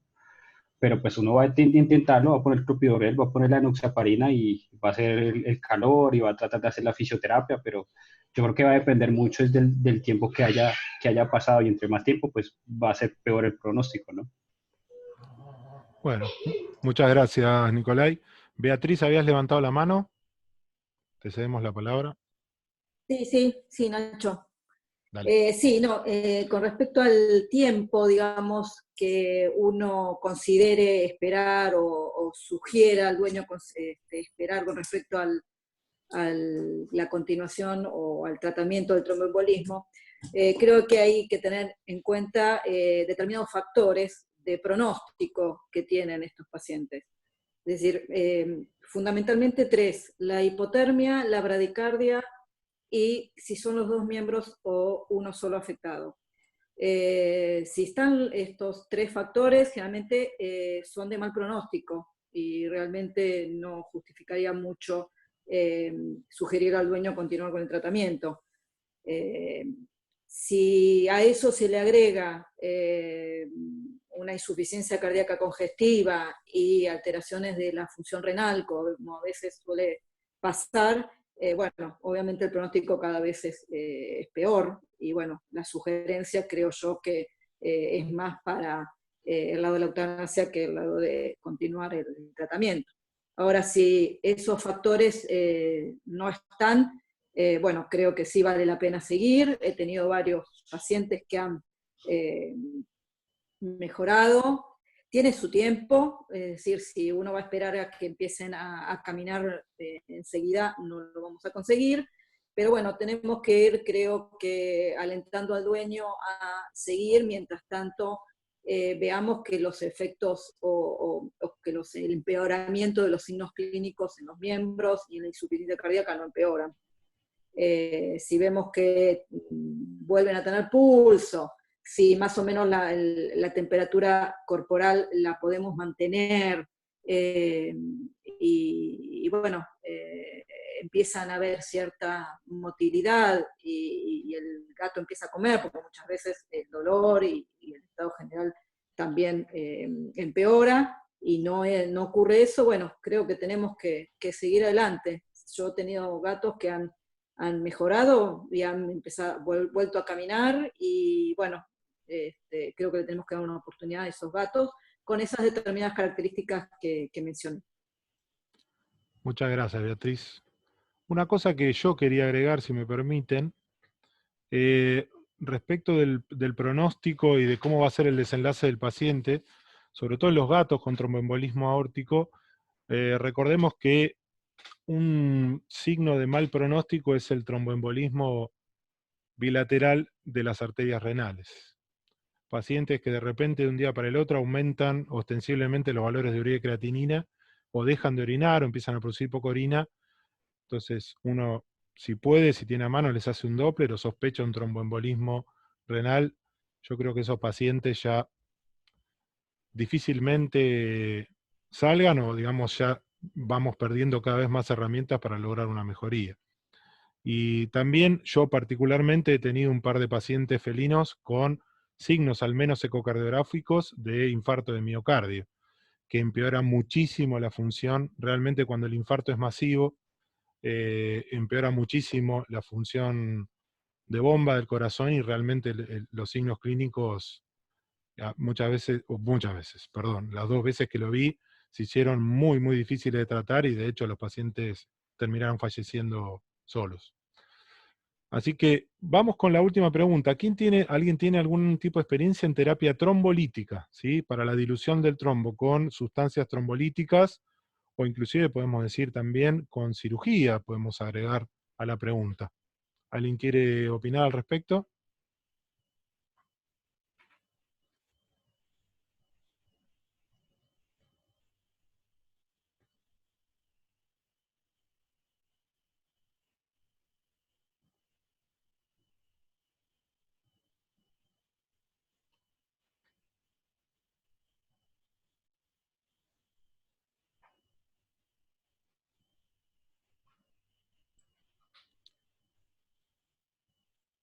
Bueno, acá Maca dice no tiene experiencia. Tampoco Vanina.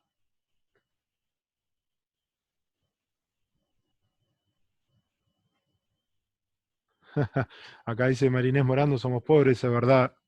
Los trombolíticos son muy onerosos. Sandra, dale. No, solo quería hacer un comentario con trombolíticos.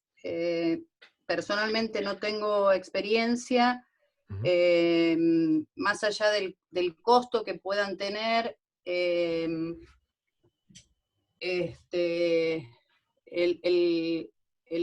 uso estaría indicado primero a las pocas horas del evento, que no siempre el diagnóstico, o sea, llega a nuestras manos a las pocas horas de haber iniciado.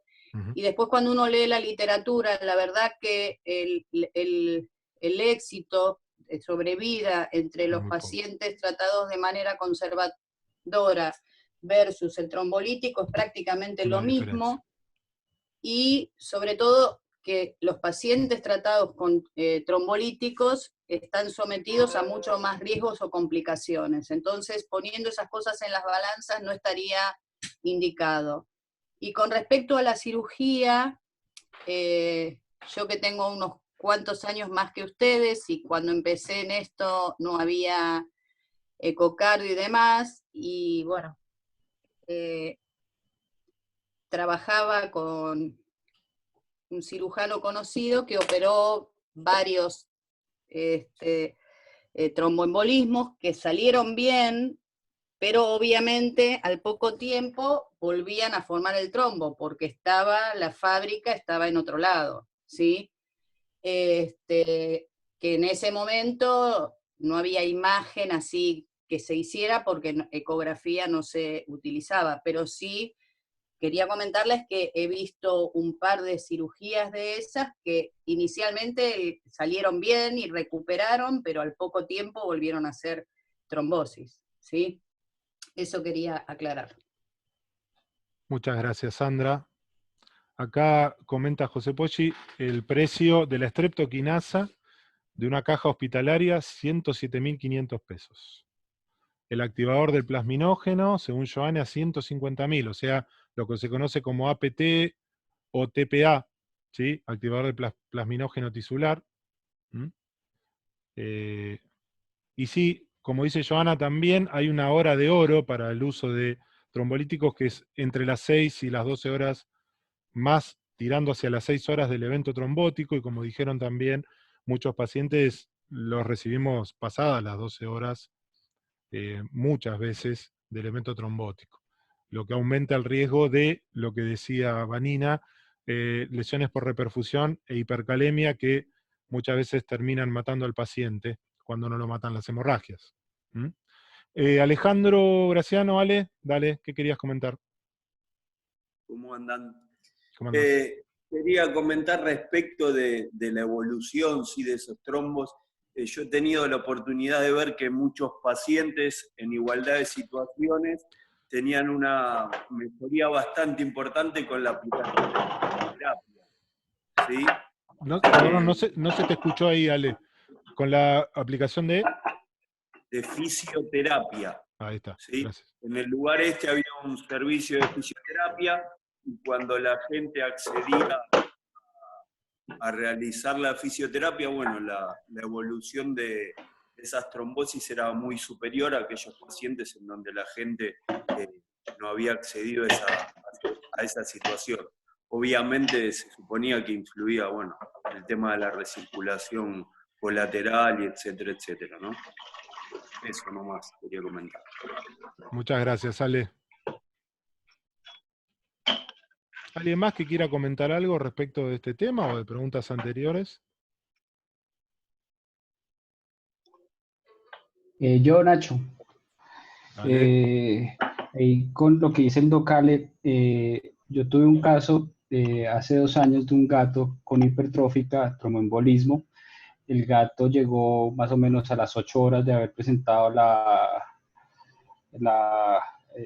paraparesia, y se diagnosticó y se comenzó el tratamiento con clopidogrel, con enoxaparina, y el gato estuvo 1 mes en la clínica. O sea, los propietarios no tenían problema en pagar lo que fuera, y todos los días se le hizo terapia de calor y fisioterapia.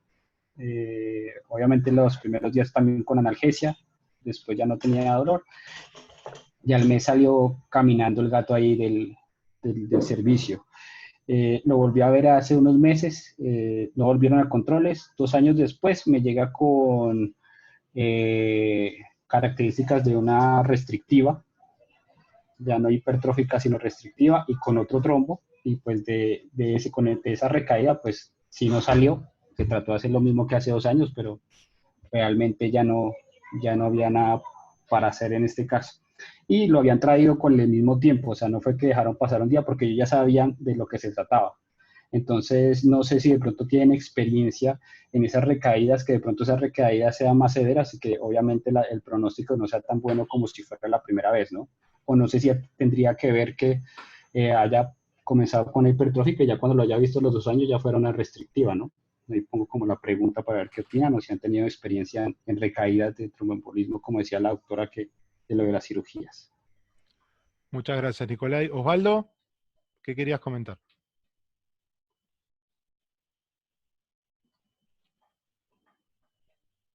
Yo no soy muy práctico con esto. Como coadyuvante, hasta ahora hablamos todo de antitrombo. Como coadyuvante, en el momento agudo, una epidural, para evitar ese dolor terrible que tiene. Y estoy tratando de buscar un paciente o algunos pacientes para ver si puedo usar adenosina. Nada más. Yo sé que la reperfusión existe, pero los cuadros realmente, el tromboembolismo es una situación bastante frustrante para nosotros. Y muchas veces nos negamos a nosotros mismos muchas cosas, pero realmente es frustrante. Esto es en el cuadro agudo, pero tengo que encontrar el paciente ideal con menos de 6 horas para hacer esto. Nada más, no un comentario más, ajeno a lo que estamos hablando, ¿no? No sé si coincidís, Nacho, con la epidural. Bueno, sí, ¿te acordás que hace unos años lo habíamos hablado de plantear el uso La he hecho, por eso te digo. de analgesia epidural cuando obviamente el tromboembolismo es distal y en uno o los dos miembros sería una buena opción, además del efecto vasodilatador que tiene, o potencialmente vasodilatador, inclusive se podría usar opioides para prolongar el efecto analgésico. Sí. Exacto, exacto.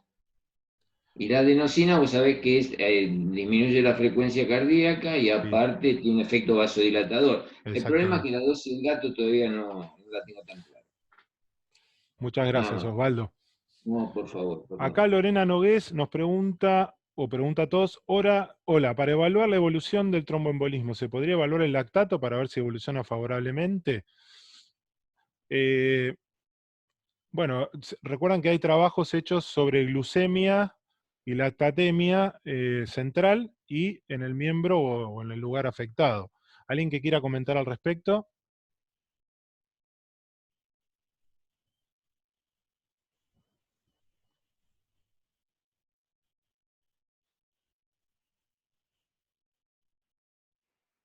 Marcela.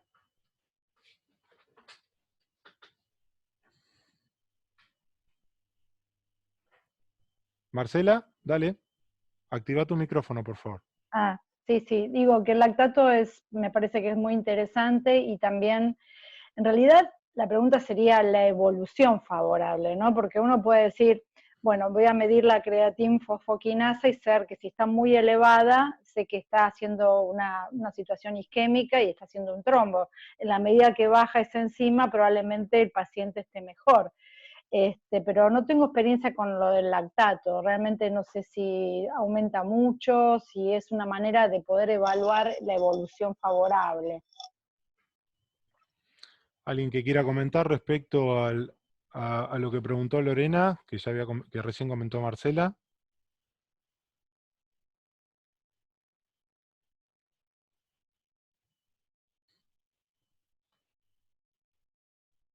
Dale, Sandra. No, yo en realidad solo acotar que también en general para lo que se usa ya sea la determinación, o sea, el delta glucosa o el delta lactato entre los miembros o el miembro afectado versus los no afectados, es en general como forma diagnóstica. La verdad que no sé si hay una correlación, yo al menos nunca lo he hecho, y no sé si hay algún estudio demostrando la correlación en cuanto a pronosticador de la evolución. Imagino que a medida que se va restableciendo la perfusión del miembro, el lactato debería ir bajando, la glucosa subiendo, pero la verdad que no sabría decir qué número o qué significado tiene. Yo al menos no he leído nada al respecto. Eso solo, Nacho. Dale, gracias, Sandra. Sí, tal cual, coincido con vos porque es más que nada las dos pruebas que se hacen, glucemia central versus miembro afectado o lactatemia central versus miembro afectado, tiene que ver más que nada con el arribo al diagnóstico cuando no disponemos, por ejemplo, de Doppler o, digamos, tenemos dudas de si ese miembro realmente está afectado con un evento isquémico parcial, total, o digamos, o estimar la gravedad, pero es verdad lo que decís, que yo tampoco conozco trabajos que hablen sobre pronóstico usando esa determinación. Marce, vos querías comentar sobre el tema de la epidural. Sí, Nacho. Yo hace muchos años atrás hice epidurales, nosotros digamos, en dos circunstancias distintas. Por un lado, en gatos internados, y por otro lado, una vez intentamos una cirugía, en ese momento usábamos Alotano, estoy hablando hace 22 años, 23 años atrás. El perrito, el gatito este que intentamos hacer la cirugía no se murió dentro de la cirugía. Pero yo después me arrepentí del epidural, porque en realidad nosotros ya tenemos una terapia anticoagulante.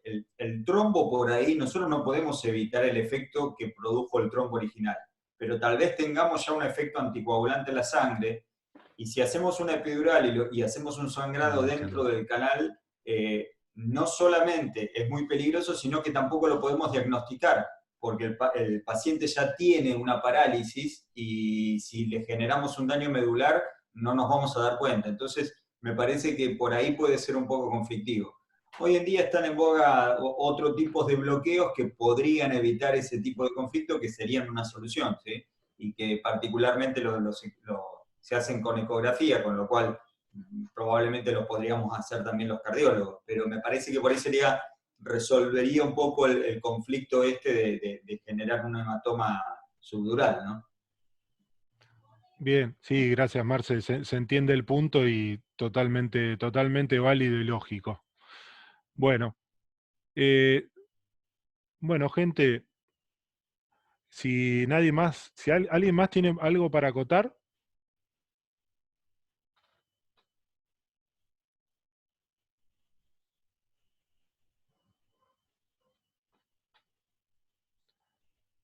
Bueno, colegas, les queremos agradecer a todos en nombre de la SACBE por haber estado y por haber participado en este lindo debate, que va a quedar grabado. Después obviamente lo subiremos en alguno de los canales que corresponda, seguramente por YouTube, y lo subiremos el link a SACBE Socios y después al chat, seguramente. Así que bueno, de vuelta les agradecemos a todos y volvemos a agradecer al sponsor, al auspiciante, Aplicaciones Médicas. Y muchas gracias a todos y que tengan una buena noche.